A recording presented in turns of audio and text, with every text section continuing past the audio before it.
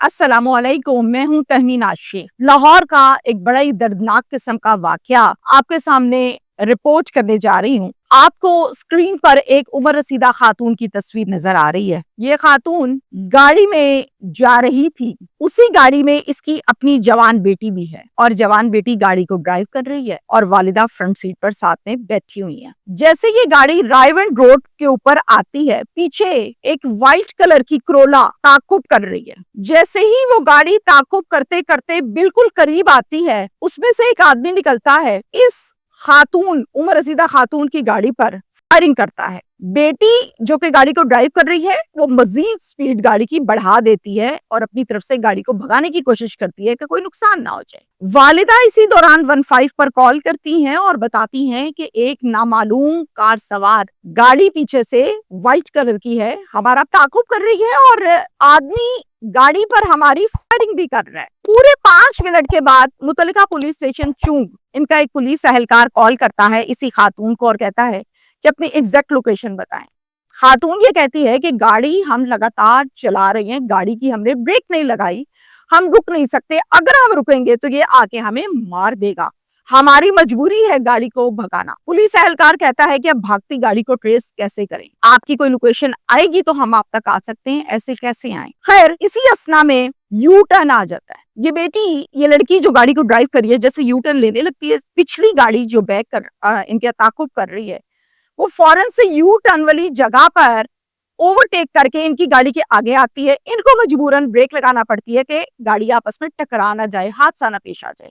जैसे ही ब्रेक लगाती है, अंदर से एक आदमी उतर कर आता है और आकर इस उम्र रसीदा खातून को पूरी 4 गोलियां मारता है और भागता हुआ वापस अपनी गाड़ी में बैठ के गाड़ी फरार कर लेते हैं, यानी गाड़ी में बैठा और भाग गया। अब खातून तो पहले ही 15 पर कॉल कर चुकी थी, बेटी ने सब कुछ अपनी आंखों से देखा। इतने में पुलिस एहलकार का फिर से फोन आया और बताया कि गोलियां लग चुकी हैं, ये हमारी लोकेशन है। मुतल्लिका पुलिस स्टेशन की नफरी मौके पर पहुंची, वकूआ देखा और इस सारे वकूए का एक मुकदमा दर्ज किया गया पुलिस स्टेशन चूंग में। फिर पुलिस ने तफ्तीश का आगाज किया और आखिरकार मरकजी मुलजिम को गिरफ्तार कर लिया। ये कातिल कौन था? उम्र रसीदा खातून के साथ इसका क्या रिश्ता था? एक औरत उम्र रसीदा है, जवान बेटियों की माँ है, उसको कत्ल किया इस दरिंदे ने, इस कातिल ने। क्या वजह हो सकती है? ये सारी आज के व्लॉग में मैं डिटेल के साथ आपको बताऊंगी और पूरे फिल्मी अंदाज में मेन रोड के ऊपर पीछा करते करते आना, सड़क पे खड़ी होकर गोलियां मारना, वापस अपनी गाड़ी में बैठना और फरार हो जाना।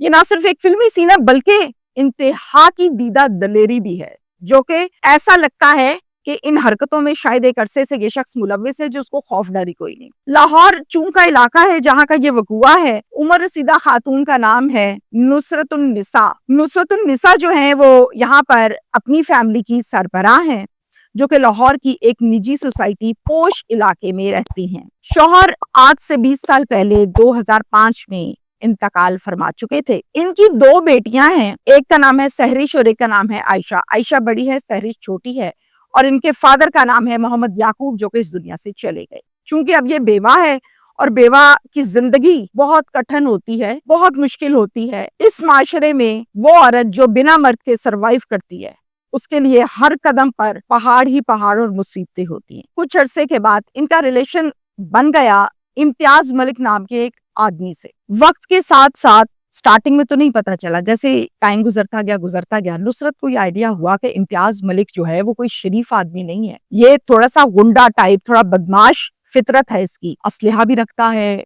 गालियां भी देता है, उठना बैठना भी ठीक नहीं है और इसके साथ साथ लोगों को थ्रेट भी करता है, धमकियां भी देता है। तो इसने सोचा कि ये आदमी ठीक नहीं है। इसने कहा मैं आहिस्ता आहिस्ता इससे किनारा कर लूं। तो स्लोली इसने किनारा करना शुरू किया ताकि इम्तियाज को पता भी ना चले और किनारा भी हो जाए, बड़ी समझदारी के साथ। अब जनाब वो था पूरा खिलाड़ी। आहिस्ता आहिस्ता जैसे जैसे इसने पीछा छुड़वाना शुरू किया, इम्तियाज को भनक पड़ गई। इम्तियाज ने कहा मुझसे पीछा छुड़ा रही हो, कोई फायदा नहीं है, मैं नहीं छोड़ूंगा। ऐसा करते हैं, निकाह करते हैं, रिलेशन तो हमारा बन ही चुका। अब नुसरत तो पीछा छुड़ा रही थी, निकाह उसने क्या खाक करना था, लेकिन इम्तियाज निकाह के लिए बजिद था। नुसरत कहती है अच्छा मैं अपने खानदान वालों से बात करूंगी तो बताऊंगी। फिर उसके बाद जब दोबारा पूछता है इम्तियाज, तो नुसरत ये कहती है कि खानदान वाले ये कहते हैं कि अभी तुम्हारी बेटियां बहुत छोटी हैं, अभी तुम्हारा बनता नहीं है शादी करना, फिलहाल बेटियों को तवज्जो दो, جیسے ہی تھوڑی سی بڑی ہو جائیں گی، گروم ہو جائیں گی، پھر اس کے بعد سوچیں گے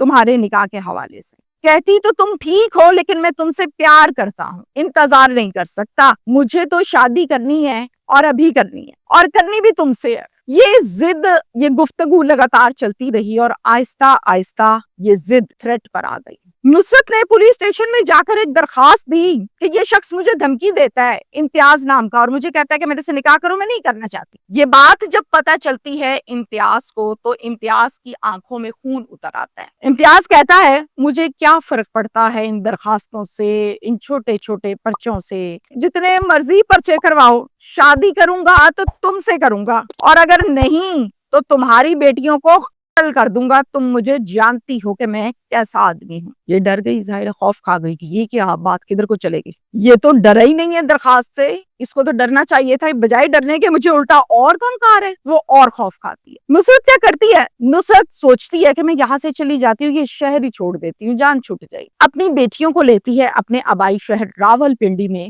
جا کر ایک کرائے کے مکان میں رہنے لگتی ہے، اور وہیں پر بچیوں کو اسکول داخل کراتی ہے اور اپنی زندگی کا پھر سے آغاز کرتی ہے کہ چلو اب یہاں سے ہم زندگی گزاریں گے اپنی بیٹیوں کے ساتھ۔ اس دوران امتیاز بہت ڈھونڈتا رہا، جگہ جگہ ڈھونڈتا رہا، لیکن امتیاز کو سراغ نہ ملا کہ نصرت گئی کدھر ہے۔ 7 سال راول پنڈی میں یہ رہی۔ نصرت کو یہ پتا چلا کہ امتیاز نے کسی کو قتل کیا ہے، پرچہ ہوا 302 کا، اور عدالتی حکم کے مطابق امتیاز جو ہے اس کو عمر قید کی سزا ملی ہے اور وہ جیل چلا گیا۔ اس نے ٹھنڈا سانس بھرا اور کہا یا اللہ تیرا شکر ہے میری جان چھٹی۔ اپنی بیٹیاں لیں اور واپس لاہور آ گئی، اسی نجی سوسائٹی میں پوش علاقے میں جہاں اس کے باقی فیملی ممبرز رہتے تھے، کہ چلو جی جان چھٹی، اب ہم ادھر آرام سے پھر سے رہیں گے۔ اب وقت گزرتا رہا، جیسے جیسے وقت گزرا ظاہر ہے وہ بچیاں بڑی ہوتی گئیں۔ اب بڑی بیٹی 18 سال کی ہو چکی ہے اور چھوٹی بیٹی 16 سال کی ہو چکی ہے۔ کچھ ہی ماہ گزرے، لاہور دوبارہ سے شفٹ ہوئے کہ اچانک سے جنوری 2025 میں امتیاز ان کو ٹریس کرتے کرتے ان کے گھر کے اندر آ کھڑا ہوا۔ امتیاز جب گھر پر آتا ہے تو اس ٹائم نصرت کی بیٹیاں گھر پر موجود نہیں ہوتی۔ جیسے ہی نصرت نے امتیاز کو دیکھا اس کی آنکھیں بڑی بڑی کھلی اور پھٹی کی پھٹی رہ گئی۔ تم کہاں سے آ گئے؟ تم تو جیل میں نہیں تھے، تمہیں تو عمر قید کی سزا ہو گئی تھی۔ زور سے کہکا لگاتا ہے اور آگے سے کہتا ہے بی بی آزاد ہو گیا ہوں، اور آزاد ہوتے سار سب سے پہلے میرے ذہن میں تم آئی ہو، اور آیا ہوں پھر سے تمہارے ساتھ شادی کرنے، چلو باقی باتیں چھوڑو، چلو اور نکاح کریں۔ نصرت کے پاس نہ ہاں ہے نہ ہے، نصرت ہکی بکی دیکھ رہی ہے کہ کیا جواب ہے اس بات کا۔ آنے سے کہتی ہے کہ امتیاز میں عمر رسیدہ ہو گئی ہوں، تھوڑی بوڑھی ہو گئی ہوں، ڈھلک گئی ہوں، اب مجھے بتاؤ میرا شادی کا ٹائم ہے؟ اب تو میری بیٹیوں کی شادیوں کا ٹائم ہے، وہ جوان ہو گئی ہیں، اب تو میں کر ہی نہیں سکتی، بہت سال گزر گئے۔ امتیاز کیا کہتا ہے کرنی ہے کرنی ہے کرنی ہے، اور تم سے کرنی ہے۔ کہتی ہے کہ دیکھو امتیاز، میں تھانے جاؤں گی، درخواست دوں گی، پرچہ کٹواؤں گی کہ تم مجھے اب تھریٹ کر رہے۔ جواب آگے سے دیتا ہے کہ میرے پہ جا کے پرچے کٹواؤ، شوق سے جاؤ، یہ راستہ ہے، دروازہ ہے، جا کے کٹوا دو پرچہ۔ یہ تھانے اور یہ جیلیں، یہ میری نانی کا گھر ہے، ایک نانی کا ہے ایک ماسی کا ہے، یہاں میرا آنا جانا لگا رہتا ہے۔ 8 سال جیل کاٹ کے آیا ہوں، تمام لوگوں سے دوستی یاری ہے میری، جس سے چاہوں جو چاہوں کام لے لوں، ڈر ور مجھے لگتا کوئی نہیں، جو کرنا ہے کرو، شادی کرنی ہے نصرت تم سے ہی کرنی ہے۔ اور یہ کہہ کر چلا جاتا ہے، اور جاتے جاتے پھر ایک جملہ یہ بھی کہتا ہے مڑ کر، اچھی طرح سے سوچ کر ڈیٹ مجھے بتا دو کس دن نکاح کرنا ہے، اور اب اگر تم نے مجھے منع کیا یا تم یہاں سے بھاگی تو جواب میں تمہاری بیٹیاں قتل ہوں گی، لاشیں ہوں گی۔ نصرت اور ڈر گئی کہ اب تو مجھے لگتا ہے کہ آر پار والی گیم آ گئی ہے، کہ کہیں میری بیٹیوں کو نقصان نہ پہنچا دے، کہیں قتل ہی نہ کر دے۔ فوراً سے سوچنے کے بعد فون کرتی ہے اسے اور کہتی ہے کہ میں راضی ہوں، لیکن ایک شرط ہے، نکاح تم سے اس بات پر کروں گی کہ تم اس نکاح کے بارے میں میری بیٹیوں کو نہیں بتاؤ گے، میری برادری میں نہیں بتاؤ گے، اور تمہارے گھر بھی کسی کو نہیں بتائیں گے۔ نصرت یہ کہتی ہے امتیاز سے کہ تم میرے گھر پر نہیں آؤ گے کبھی بھی، اگر تم اس شرط پہ راضی ہو تو چلو نکاح کرتے ہیں۔ کہتا ہے مجھے منظور ہے، اور پھر جا کے یہ لوگ نکاح کر لیتے ہیں۔ اور آج سے ٹھیک 2 ماہ پہلے اپریل کے مہینے میں یہ نکاح ہوا تھا۔ نکاح کو 1 ماہ گزرا تو امتیاز نے پہلی ڈیمانڈ رکھی نصرت کے آگے، کہتا ہے 1 کروڑ روپیہ چاہیے، کاروبار کرنا ہے۔ نصرت دیکھ رہی ہے کیا بول رہا ہے مجھے، کہتا ہے میری آواز آئی تمہیں، مجھے 1 کروڑ روپیہ چاہیے، میں نے کاروبار شروع کرنا ہے۔ وہ آگے سے کہتی ہے تم اس بات کا پتہ ہے کہ ہمارے نکاح کو صرف 1 ماہ گزرا ہے، पूरी जवानी मेरी बेवा की जिंदगी गुजरी है, मेरे पास कहाँ से 1 करोड़ रुपया आया, तुम्हारे पास कहाँ से आया? तुम अपना घर बेचो, अपनी गाड़ी बेचो, 1 करोड़ रुपया आराम से इकट्ठा कर लोगी तुम। ये घर मेरा नहीं है, ये घर मेरी बेटियों का है, इनके बाप ने इनको दिया है और ये आखिरी जमा पूंजी है, मैं इसको नहीं बेच सकती। जब नुसरत इसको पैसे नहीं देती तो ये बार बार थ्रेट करने लगता है लगातार। और अब की बार इम्तियाज के दिल में ये आता है कि पहले जो मैंने थ्रेट किया तो ये निकाह के लिए मान गई, अब थ्रेट करूंगा तो करोड़ रुपया भी दे देगी। वो इस बात पर आकर बार बार डराता है, नुसरत को बार बार डराता है। उसके बाद नुसरत के पास कोई चारा नहीं होता, नुसरत क्या करती है, इसका नंबर ब्लॉक कर देती है, ये नंबर बदल के कॉल करता है। जिस नंबर पर भी इम्तियाज की कॉल आती है और एहसास होता है कि ये तो इम्तियाज की आवाज है,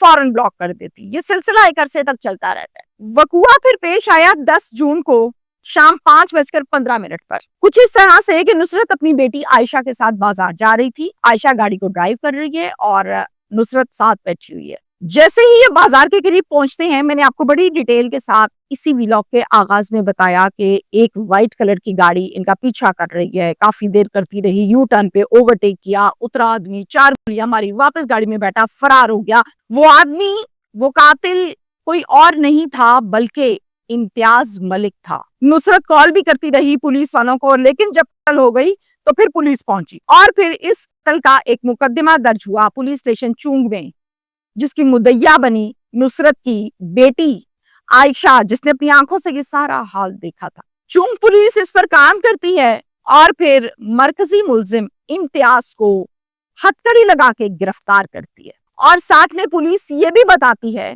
कि पिछले 13 साल से नुसरत और इम्तियाज एक दूसरे को जानते थे, मिलते जुलते थे। अब आके इम्तियाज ने पैसों का मुतालिबा किया था। अब ये मुतालिबा चूंकि नुसरत ने पूरा ना किया तो इस रंजिश पर नुसरत को 4 गोलियां मार के कत्ल कर दिया गया है, जो कि पहली गोली उसके सीने पर लगी दाईं जानिब। अब इस हवाले से नुसरत दुनिया से चले गई, पीछे रह गई 2 बेटियां। बेटियां ये कहती हैं कि हमें भी धमकी दी जा रही है, मुख्तलिफ नंबरों से कॉल आती है और वो कहते हैं कि अपना पर्चा वापस लो, अगर तुम लोग मुकदमा या पर्चा वापस नहीं लेते तो पहले तुम्हारी माँ को कत्ल किया है, अब तुम दोनों बहनों को कत्ल करना है।